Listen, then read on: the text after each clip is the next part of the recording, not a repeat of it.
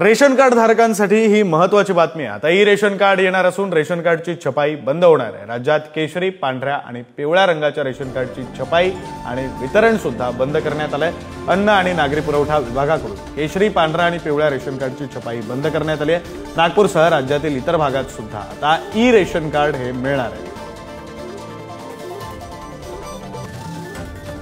शासनाचं एक धोरण होतं की ई पॉज मशीन आल्यामुळे जो बायोमेट्रिक थंब होता तो बायोमेट्रिक थंब आता पॉज मशीनवर येतोय।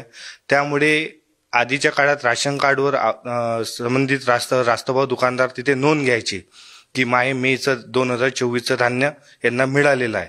तर ते आता ई पॉज मशीनमुळे आपल्याला महाराष्ट्रात कुठेही लाभार्थ्याला बघू शकतो आपण की ते ऑनलाईन मध्ये की त्याला धान्य मिळालेलं आहे। त्यामुळे शासनाचं धोरण होतं की हे बंद करून ई शिधापत्रिका लाभार्थ्यांना देण्यात यावी।